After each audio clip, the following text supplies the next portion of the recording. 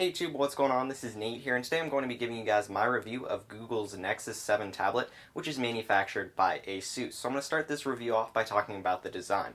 So of course this tablet is in the 7-inch form factor, which makes it very portable. I can stick this tablet in my pocket and take it on the go with me, no problem. Also, this tablet is very lightweight. I can hold onto this tablet for an extended period of time. It's not going to make your hands fatigued, so if you're watching a movie, reading a book, it should be no problem at all. And it's also very easy to carry around with one hand, unlike a 10-inch tablet rather, which can be a bit heavier and a little bit harder to manage at times. Also, one thing I really like about this tablet is its rubberized backplate. Now, one thing I don't like about Android devices is most of the time they're made of plastic, which doesn't really feel great in the hands. However, plastic does prevent the device from getting damaged if you drop it, and it also allows the device to be lightweight. However, this rubberized backplating feels really great in the hands, and it also is pretty resistant to damage, so if you drop it, this isn't going to scratch up or anything, or it's not going to shatter, and it also does allow the device to be very lightweight. So on the design side, I think Google and ASUS have done a very good job. So next I'll talk about software. So of course right out of the box you've got Android 4.1 at Jelly Bean, which brings a lot of great features that I've covered in my videos on the Galaxy Nexus, like Project Butter, the Google Now with the cards and improved voice capabilities. You've got the offline voice dictation, notification improvements, as well as camera improvements, and just minor changes here and there that really make this the best Android experience I have ever used. Now on the Nexus 7 specifically, there are a couple Jelly Bean features that are available on this device that you wouldn't find, let's say, on a Galaxy Nexus. So first and foremost, you've got Google Chrome as the default web browser right out of the box. So you don't have the default web browser that you would typically see on any other device running Android.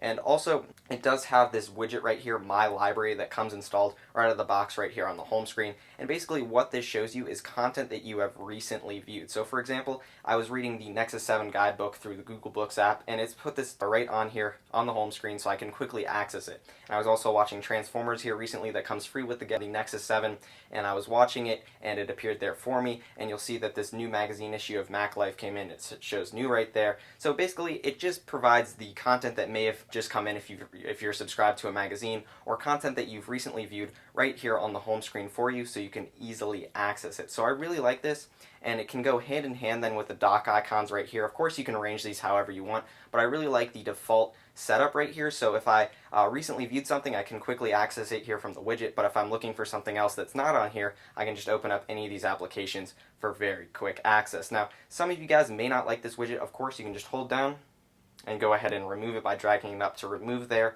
or you might find this widget to be a bit too big. You can definitely resize it to fit your needs so you can have some more room on the home screen here, and you could drag this up. So you can make it quite small if you are interested in doing that. Let me just resize it back to normal. So there we go.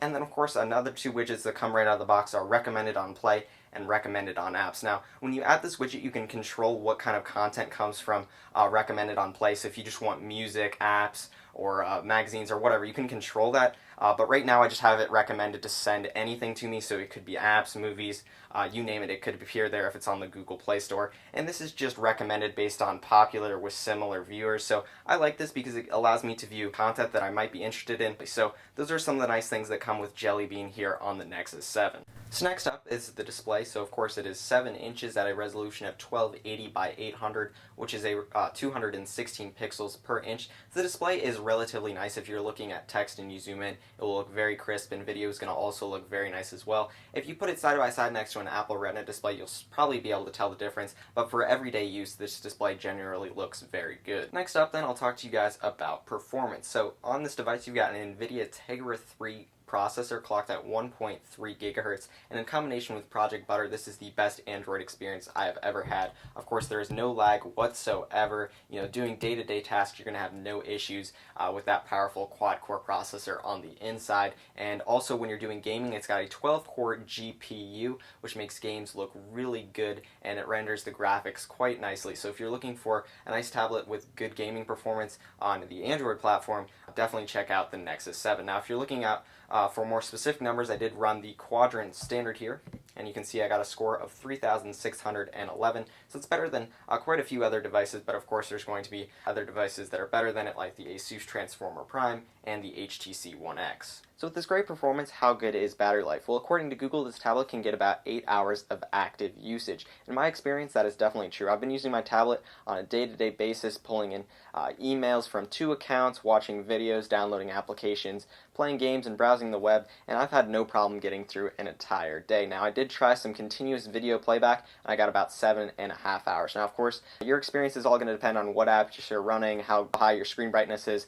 and other factors like that. But if you are looking for a tablet that's going to get you about 8 hours of battery life, you should definitely be happy with this. Next then, I'll talk to you guys about this camera. So it's got a 1.2 megapixel front-facing camera that can take video at 720p resolution. So with the 1.2 megapixel camera, of course, the still photos are going to look pretty bad. So for that reason, Google did not include a camera application right out of the box. But if you really want one, you can head into the Google Play Store and download the camera launcher for Nexus 7, which I do have installed on my device, so you can use that. It is available, and it works just like it would on a Galaxy Nexus running Jelly Bean.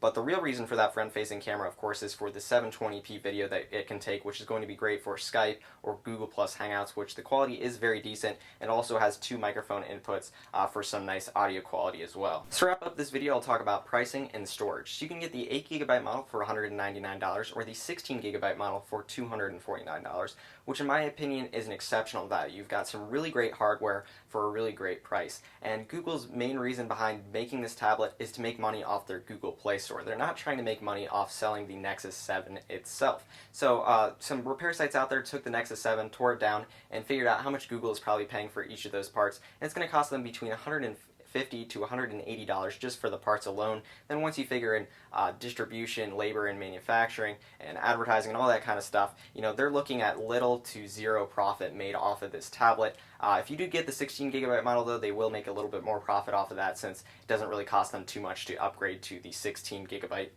internal storage. But nonetheless, a really great value, and they do provide some free content out of the box. You've got the Transformers Dark of the Moon movie pre-installed, which is nice, as well as some free music, and you also get a $25 Google Play Store credit. So any of the money they may have made off of you is made up with that free Play Store credit. And also, if you were going to buy that stuff anyway, you're really only paying $175 for an 8GB tablet, which is an exceptional value. So in comparison with other 7-inch tablets, the Nexus 7 is definitely the way to go. It pretty much beats the Kindle Fire in every aspect. Now, it'll be interesting to see how the market responds. Amazon's rumored to be working on their Kindle Fire 2, and Apple's also rumored to be introducing their new 7-inch tablet sometime this fall. So it'll be interesting to see, how those tablets compare to this one and who will be the winner. So definitely keep your eyes open for maybe what'll come out here in the next few months as we enter into the fall time frame.